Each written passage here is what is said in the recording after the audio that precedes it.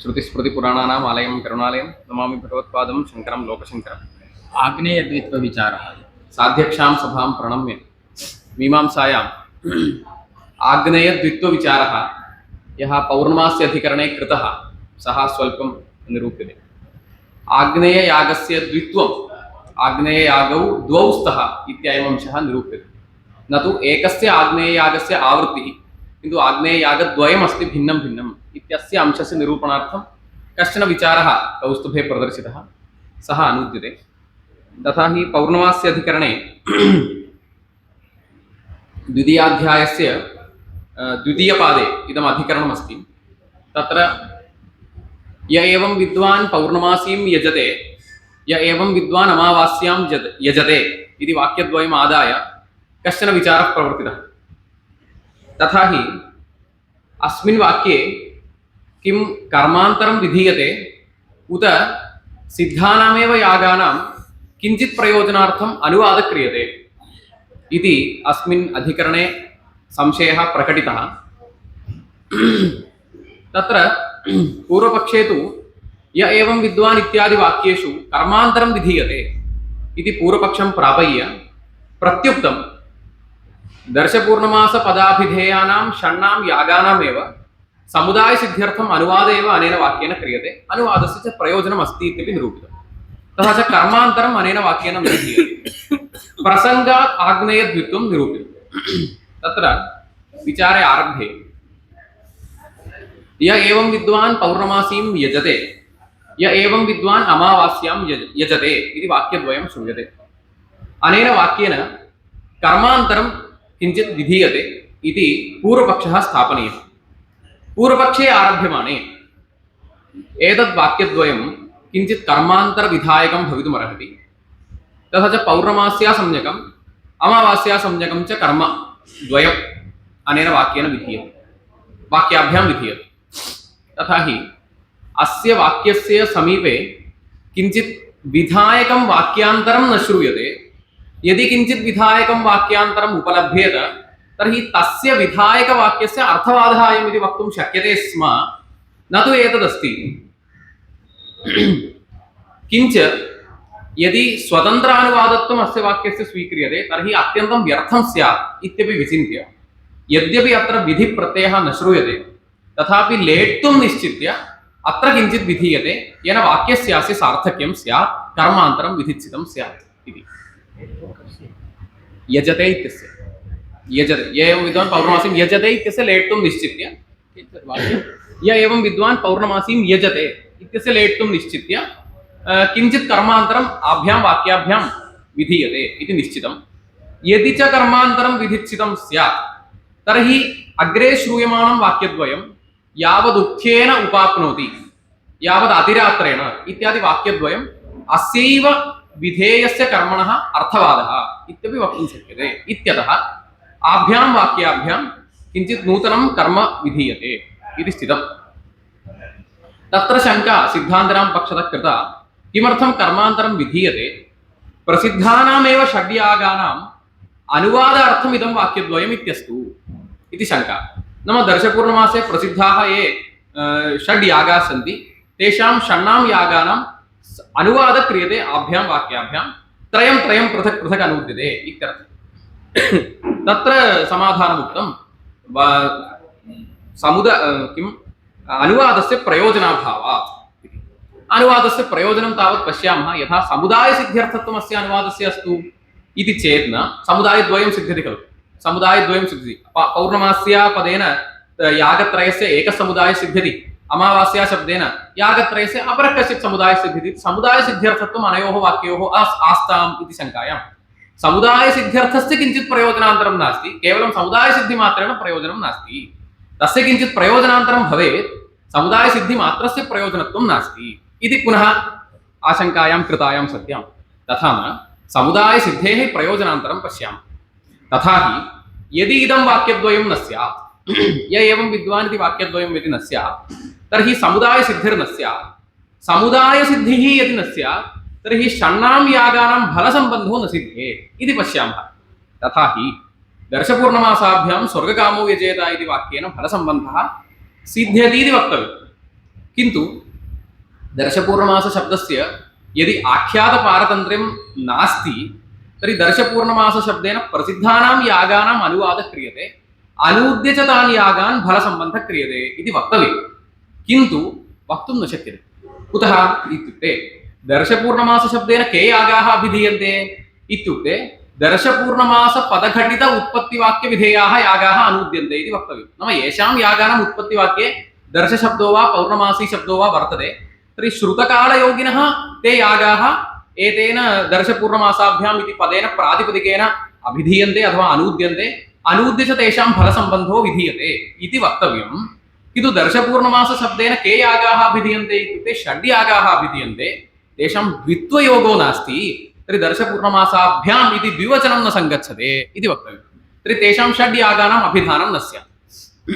अस्तु, द्वित्वयोगिनौ द्वौ यागौ लभ्येते यथा अज्यभागौ, किन्तु तयोः दर्शपूर्णमासपदेन अभिधानमपि नास्ति। अतः यदि वा प्रातिपदिक अर्थो बाध्यते, यदि वा वचनार्थो बाध्यते इति कृत्वा दर्शपूर्णमासपदं प्रसिद्धार्थकमेव न लभ्यते इत्यतः आख्यातपारतन्त्र्यं तस्य पदस्य स्यात्। आख्यातपारतन्त्र्यं नाम यज्यर्थः यः सः एव दर्शपूर्णमासशब्देन विवक्ष्यते, दर्शपूर्णमासशब्दस्य कश्चित् प्रसिद्धः अर्थः नास्ति। इदानीं यदा प्रसिद्धस्य अर्थस्य ग्रहणे वचनस्य विरोधो भवति इति जातम्। अस्तु, तर्हि के यागाः गृह्यन्ते इत्युक्ते यजिना दर्शपूर्णमासाभ्यां स्वर्गकामो यजेत इति यजिना ये यागाः उच्यन्ते ते सर्वेपि यागाः दर्शपूर्णमासशब्देनापि अभिधीयन्ते इति वक्तव्यं। ते के यागाः इति शङ्कायां प्रकृताः सर्वेपि यागाः गृहीताः भवन्ति। प्रकृताः सर्वेपि यागाः नाम प्रयाजादिप्रभृतयः सर्वेपि यागाः दर्शपूर्णमासशब्देन षड्यागा किं प्रधानषड्यागाः प्रयाजः आज्यभागः इत्येते सर्वेपि प्रकृताः सर्वेपि यागाः यजिना अनूदिताः वेदितव्याः। तान् सर्वानपि यागान् वदति दर्शपूर्णमासशब्दः। तर्हि षण्णामपि यागानां फलसम्बन्धसिद्धिरिति न स्यात्, सर्वेषामपि यागानां फलसम्बन्धः स्यात्। तर्हि प्रयाजस्य अपि फलसम्बन्धः यदि स्यात् तर्हि प्रयाजस्यापि समप्राधान्यं स्यात्। यदि प्रयाजस्यापि समप्राधान्यं स्यात् तर्हि प्रयाजे प्रयाजे कृष्णं जुहोति इत्यादि वचनान्यपि विरुद्धानि स्युः। अतः किं कर्तव्यम् इति शङ्कायां दर्शपूर्णमासाभ्यां स्वर्गकामो यजेत इति वाक्येन षण्णां यागानां फलसम्बन्धसिद्ध्यर्थम् इदं समुदायानुवादः प्रयोजनकरः भवति। द्वित्वोपपत्तिस्तु न भवति तद् अग्रे उच्यते वक्ष्यते। किन्तु षण्णां यागानां फलसम्बन्धसिद्धिर्न स्यात् तर्हि षण्णां यागानां फलसम्बन्धसिद्ध्यर्थं किं कर्तव्यम् इति शङ्कायां य एवं विद्वान् इति वाक्येन समुदायद्वयम् अनुवक्तव्यं।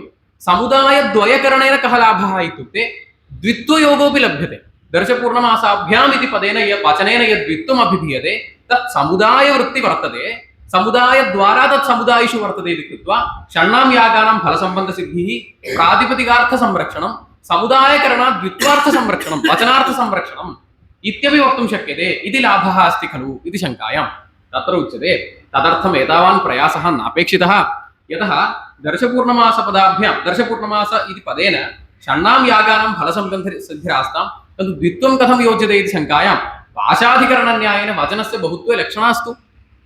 पाशाधिकरणन्यायेन वचनस्य बहुत्वे लक्षणां स्वीकृत्य यथा प्रातिपदिकार्थे निर्णीते प्रातिपदिकार्थस्य परित्यागो न न्यायः इति कृत्वा नाम वचनानुसारेण प्रातिपदिकस्य परित्यागो न न्याय्यः इति कृत्वा यथा पाशाधिकरणे वचनस्य वचनार्थो लक्षितः नाम वचनेन अन्यः अर्थः बहुत्वादिः लक्षितः यथा तथा अत्रापि दर्शपूर्णमासपदाभ्यां दर्शपूर्णमासाभ्याम् इत्यत्र दर्शपूर्णमासशब्देन यदि प्रसिद्धाः षड्यागाः कालयोगिनः गृहीताः सन्ति तर्हि तस्य त्यागे मानाभावात् द्विवचनं यदस्ति तद् बहुत्वे लाक्षणिकमस्तु। तथा च बहुत्वाश्रयीभूताः दर्शपूर्णमासशब्देन अभिधीयमानाः षड्यागाः तेषामेव फलसम्बन्धसिद्धिरस्तु। तदर्थं समुदायानुवादो व्यर्थः इति पूर्वपक्षिणा प्रत्यवस्थानं कृतं। तत्र सिद्धान्तेन उच्यते तथा तु न लभ्यते। यतः यदि तथा भवद्भिः चिन्त्येत तर्हि द्विवचनस्यापि यथा लक्षणा न स्यात् तथा अहमेकां रीतिं प्रदर्शयामि, सिद्धान्ति एकां रीतिं प्रदर्शयामि इति विचिन्त्य दर्शपूर्णमासाभ्याम् इति वाक्येन दर्शपूर्णमासशब्देन श्रुतकालयोगिनौ द्वौ यागौ उच्येते, द्वित्वं च अस्माभिः लक्षणां विना च योज्यते इत्यस्याम् अवस्थायां पाशाधिकरणन्यायस्य सङ्गतिर्नास्ति। तथा हि दर्शपूर्णमासाभ्याम् इति शब्देन दर्शपूर्णमासशब्देन श्रुतकालयोगिनौ यागौ द्वौ यागौ अभिधीयते तौ आग्नेयौ। तर्हि दर्शपूर्णमासशब्देन आग्नेययागः, दर्शे एकः आग्नेययागः अस्ति, पौर्णमास्याम् एकः आग्नेययागः अस्ति, तौ द्वौ आग्नेययागौ एव दर्शपूर्णमासशब्देन अभिधीयन्ते इत्यस्याम् अवस्थायां तत्र द्वित्वयोगोऽपि अस्ति, लक्षणापि न कर्तव्या अस्ति इति कृत्वा आग्नेययागमादाय एव फलसम्बन्धसिद्धिः स्यात्, न तु षण्णां यागानां तथापि फलसम्बन्धसिद्धिर्न स्यात् इत्यापादनं कृतम्। इयं पीठिका। इदानीम् आग्नेयद्वित्वविचारः आरभ्यते। तथा हि आग्नेययागद्वयं कथम्? एक एव आग्नेययागः, तस्य द्विवारम् आवृत्तिर्वा उत आग्नेययागद्वयं वस्तुतोऽस्ति वा इति चिन्तायाम् तत्र आग्नेययागद्वयमस्ति इति सिद्धान्तिना स्थापनीयम्। एकस्यैव आग्नेययागस्य आवृत्तिः इति पूर्वपक्षिणा वक्तव्यम्।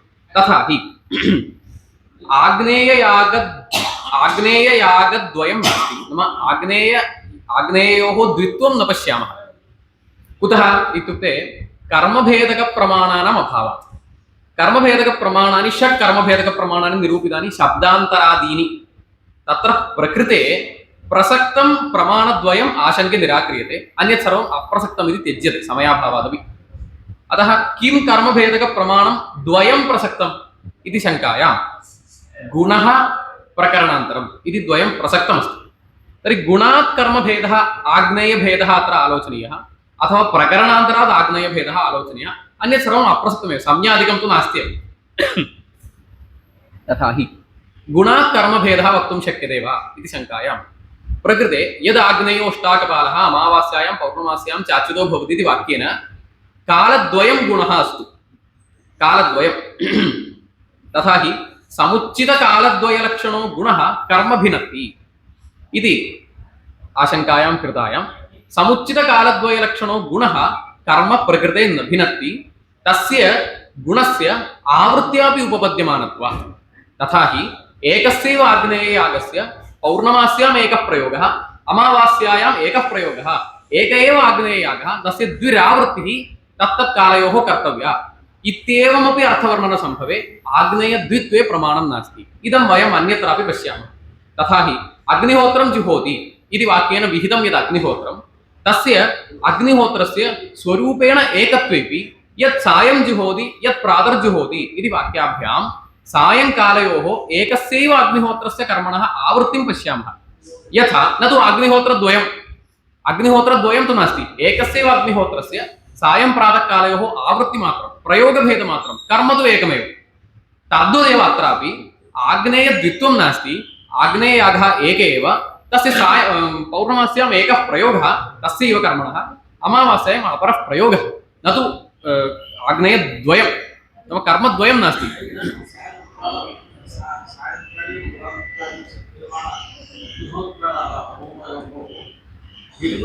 नास्ति, एकमेव, एकं नाम विजातीय अग्निहोत्रम् इति नास्ति।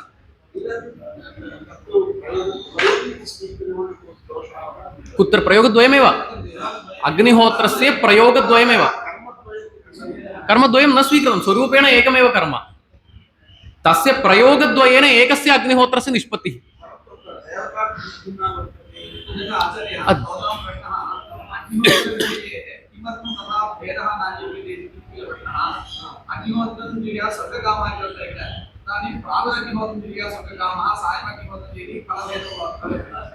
तत्र कुतः न स्वीकृतम्, अत्र कुतः स्वीकर्तव्यं भवति इति अग्रे विचारयामः। तत्र अस्ति विचारः, किन्तु इदं तु सिद्धान्तितमस्ति यत् न भवति। इदं तु सिद्धान्तितमस्ति यत् अग्निहोत्रस्य कर्मणः अग्निहोत्रस्य एकस्यैव अग्निहोत्रस्य कर्मणः सायं प्रातःकालयोः अभ्यासद्वयम्, आवृत्तिद्वयमेव, न तु अग्निहोत्रं सायंकालीनम् अग्निहोत्रम् एकं, तस्मात् विजातीयम् अग्निहोत्रं प्रातःकाले इति तु नास्ति। अग्निहोत्रं तु एकमेव अग्निहोत्रं, तस्य आवृत्तिमात्रं सायं प्रातःकालाभ्यां क्रियमाणं पश्यामः। तद्वदेव अत्रापि आग्नेयद्वयं नास्ति, एक एव आग्नेयो यागः, तस्य अमावास्यायाम् एकः प्रयोगः, पौर्णमास्याम् अपरः प्रयोगः इति प्रयोगभेदमात्रं, कर्म तु एकमेव इत्यास्ताम् इति। अतः गुणात् कर्मभेदः वक्तुं न शक्यते इति विचारणायां क्रियमाणायां तत्र इतोपि आलोच्यते। किन्तु अयं यदाग्नेयवाक्ये गुणत्वेन रूपेण भवता विवक्षितं किम् इति शङ्कायां कालद्वयं विवक्षितम् अमावास्या कालः पौर्णमास्या कालः इति गुणद्वयं विवक्षितमस्ति स च कालः अनुपादेयगुणः न अस्माभिः उपादातुं शक्यते अर्थात् सः कालः प्रतीक्षणीयः अस्माभिः स्वीकृत्य अनुष्ठातुं न शक्यते तत्कालपर्यन्तं प्रतीक्षणीयम् इत्यर्थे सः तत् पदप्रयोगः तथैव तर्हि अनुपादेयविशेषगुणः उपादेयो नास्ति उपादेयत्व समानाधिकरणं विधेयत्वम् इत्युत्सर्गः तर्हि यस्मात् कालः अनुपादेयगुणः तस्मात् तस्मिन् विधेयता न पर्यवस्यति यदि विधेयता न पर्यवस्यति तर्हि उद्देश्यकोडो प्रवेशनीयः अयं कालः तर्हि उद्देश्यानेकत्वनिमित्तः वाक्यभेदः अस्ति तर्हि गुणस्य वाक्यभेदापादनविधया कर्मभेदकत्वं कुतो नास्ति इति पुनः शङ्कायां कृतायां तत्र उच्यते अयम् अस्ति नाम इदं तु रहस्यमस्ति यत् अनुपादेयविशेषगुणः यदि भवति तर्हि सर्वस्यापि उद्देश्यकोडो प्रवेशः इति तु सिद्धान्तः नास्त्येव अनुपादेयविशेषगुणस्यापि विधेयत्वं भवितुमर्हति तथापि कृतिव्याप्यत्वरूपं विधेयत्वं यद्यपि न भवितुमर्हति तथापि अज्ञातज्ञाप्यत्वरूपं विधेयत्वं तु भवितुमर्हति अतः अनुपादेयविशेषगुणत्वे उद्देश्यकुक्षौ प्रवेशः इति निर्बन्धः नास्त्येव विधेयत्वं तस्य भवितुमर्हति कालस्य तथा उद्देश्यकोटो कालस्य निवेशे कृते अपि कर्मभेदः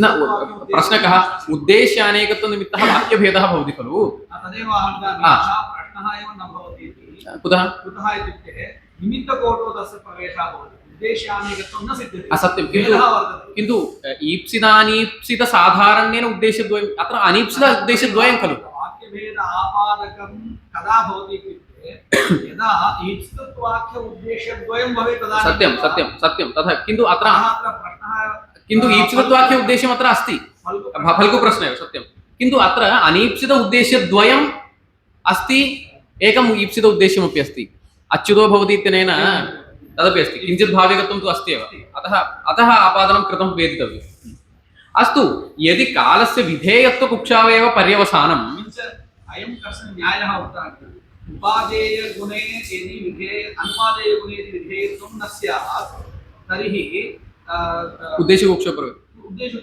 नास्ति विधेयसमानाधिकरणं विधेयत्वसमानाधिकरणम् अज्ञातज्ञापकत्वं न उत्सर्गः नियमः उपादेयत्वसमानाधिकरणं विधेयत्वम् इति मया उक्तं तदेव सोऽपि न्यायः उत्सर्गे सायं जुहोति इत्यादोपि त्यक्तम् अस्माभिः त्यक्तम् अस्तु इदानीं कालस्य तु उद्देश्यकुक्षौ प्रवेशो नास्ति किन्तु विधेयकुक्षौ प्रवेशः इति वक्तव्यं तत्र शङ्का स्यात् विधेयानेकत्वनिमित्तः वाक्यभेदः भवत्येव कालद्वयं यदि विधेयमस्ति तर्हि विधेयानेकत्वनिमित्तः वाक्यभेदः स्यात् खलु इति शङ्कायां तत्र उच्यते तदपि नास्ति प्रकृते तथा हि अर्धमन्तर्वेदि जुहोति अर्धं बहिर्वेदि इत्यादि स्थलेष्वपि विधेयानेकत्वनिमित्तवाक्यभेदपरिहारार्थं यः मार्गः आश्रितः सः मार्गः अत्रापि आश्रयितुं शक्यते तथा हि अर्धमन्तर्वेदि विनोदि अर्धं बहिर्वेदि इत्यत्र वाक्यभेदे प्रसक्ते वाक्यभेद वारणार्थं किं कृतम् इत्युक्ते पदद्वयेन लक्षणां विधाय वाक्यभेदः परिहृतः सः मार्गः अत्रापि अनुसर्तुं शक्यते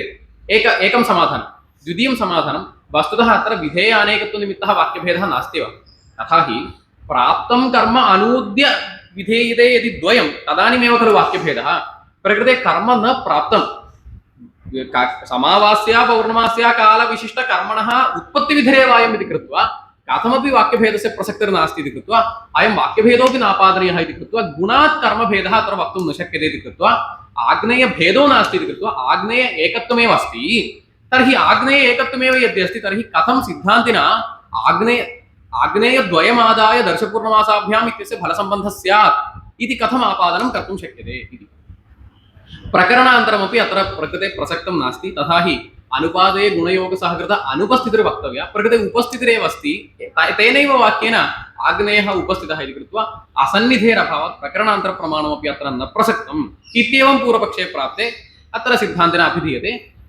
गुणात् कर्मभेदः अत्र भवितुमर्हति तर्हि गुणरूपप्रमाणेन आग्नेयभेदः अत्र वक्तुं शक्यते इति तथा तत्र कश्चन न्यायः व्युत्पाद्यते यत् यः पदार्थः भेदं वा आवृत्तिं वा विना कर्मणि अन्वयं न लभते यः पदार्थः भेदं वा आवृत्तिं वा विना कर्मसु अन्वयं न लभते सः भेदं वा आवृत्तिं वा आक्षिपति एवमेव खलु स्थितिः गुणात् कर्मभेदस्थले इदम् आलोचनीयं यः पदार्थः भेदं वा आवृत्तिं वा विना कर्मसु अन्वयं न प्रतिपद्यते सः भेदं वा आवृत्तिं वा आक्षिप्य कर्मसु अन्वयं प्रतिपद्यते इत्यभिप्रायः अस्ति।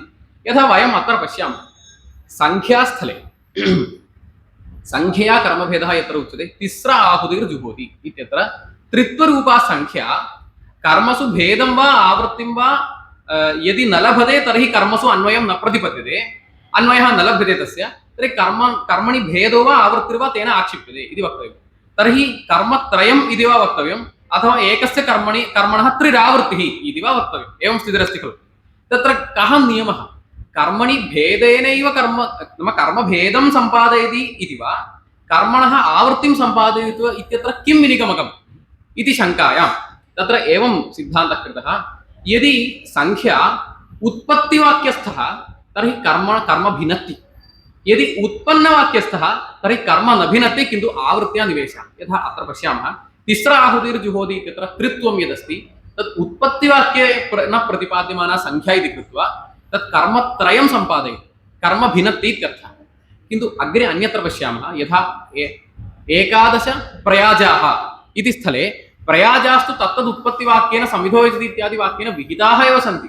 अनन्तरम् एकादशत्वं तु उत्पन्नवाक्ये श्रूयमाणम् एकादशत्वं वर्तते इति कृत्वा तत् कर्म न भिनत्ति एकादश प्रयाजाः न सन्ति किन्तु पञ्चप्रयाजानामेव एकादशत्वम् आवृत्त्या सम्पादनीयम् इत्यवगच्छामः। तद्वदेव प्रकृतेपि तत्रापि तथैव तदेव वक्तुमागतम्। तत्रापि तथैव यथा संख्यायाः कर्मभेदकत्वं वा आवृत्तिमात्रजनकत्वं वा इत्यत्र उत्पत्तिवाक्यस्थत्वम् उत्पन्नवाक्यस्थत्वम् इति संख्यायाः अपि साक्षात् भावनाभेदः न अङ्गीक्रियते धात्वर्थभेदद्वारा एव भेदद्वारा एव तद्वदत्रापि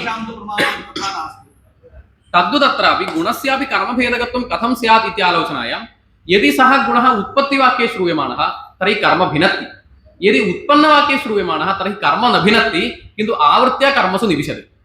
तथा हि प्रकृतस्थले अग्निहोत्रं जुहोति इत्यस्ति तत्र सायंकालः प्रातःकालः इति गुणद्वयं श्रूयते तर्हि अग्निहोत्रस्य भेदोऽस्ति वा न वा इति विचारणायाम् अग्निहोत्रं जुहोति इत्युत्पत्तिवाक्येन कर्म विधाय सायंकालः प्रातःकालः इति कालद्वयम् उत्पन्नवाक्ये श्रूयमाणमस्ति न तु उत्पत्तिवाक्ये श्रूयमाणमस्ति। यस्माद् उत्पन्नवाक्ये श्रूयमाणमस्ति तस्मादेव कर्म न भिनत्ति कर्म तु एकमेव आवृत्त्या कर्मसु निविशते इति वक्तव्यं। तर्हि अग्निहोत्रं तु एकमेव स्वरूपेण एकस्यापि अग्निहोत्रस्य आवृत्त्या कालद्वयम् इत्युपपद्यमानत्वात् अदोषः। अत्र तु प्रकृते यदाग्नेय वाक्ये तु सायंकालः प्रातःकालः इति यत् कालद्वयं तद् उत्पन्नवाक्ये न श्रूयते। यदाग्नयो अष्टाकपालः अमावास्यायां पौर्णमास्यां सत्यं सायंकालः अमावास्यायां पौर्णमास्या इति अमावास्या कालः पौर्णमासी कालः इत्येतत् कालद्वयम् उत्पत्तिवाक्ये श्रूयमाणः अस्ति इति कृत्वा उत्पत्तिवाक्यस्थः यस्मात् सः पदार्थः सः कर्म भिनत्ति इति कृत्वा आग्नेयद्वयं सम्पादयति न तु एकस्यैव आग्नेयस्य आवृत्तिः। तथा च अयं गुणः यस्माद् उत्पत्तिवाक्ये श्रूयमाणः अस्ति तस्मादेव कर्म भिनत्ति इति वक्तव्यं। तथा च अमावास्यायाम् अनुष्ठीयमानः आग्नेयः एकः तस्माद् विजातीयः कश्चन आग्नेययागः पौर्णमास्याम् अनुष्ठीयमानः इति वक्तव्यं। तर्हि वस्तुतः आग्नेययागद्वयमस्ति तर्हि तम् आग्नेययागद्वयं तदादाय तयोः द्वित्वस्यापि उपपद्यमानत्वात् तस्य स्वर्गफलसम्बन्धः स्यात् इति कृत्वा षण्णां यागानां फलसम्बन्धसिद्धिः भवन्मते न स्यात् इति कृत्वा अवश्यम् अस्माभिरुक्तः मार्गः आश्रयणीयः। तथा च समुदायद्वयमादाय समुदायद्वयकरणात् द्वित्वस्य निवेशद्वारा समुदायेषु निवेशसम्भवात् नाम द्वित्वस्य समुदायनिवेशः तद्घटकानां समुदायिनां षण्णामपि यागानां फलसम्बन्धसिद्धिः इति कृत्वा तथैव निवेशः कर्तव्यः अन्यथा षण्णां यागानां कदापि फलसम्बन्धसिद्धिर्न स्यात्। तर्हि इदमेव समुदायानुवादस्य प्रयोजनम् इति वक्तुं शक्यते। आग्नेयद्वयमिति सिद्धान्तः यदा उत्पत्तिवाक्यस्थः गुणः अस्ति खलु अयम् आग्नेयद्वयमेव नास्ति चेत् कथम् आग्नेयद्वयस्य फलसम्बन्धः भवता आपादितम् इति पृष्टम्। आग्नेयद्वयम् अस्ति वा न वा इति विचारितम्। आग्नेयद्वयम् अस्ति इदानीम् अस्ति तर्हि आग्नेयद्वयमादाय फलसम्बन्धसिद्धिः स्यात् षण्णां यागानां फलसम्बन्धसिद्धिर्न स्यादेव इति आपादनं सिद्धान्तिनां तिष्ठति। पूर्वपक्षः सुस्थितो भवति भवति। महान् प्रमोदः भोः अत्यन्तं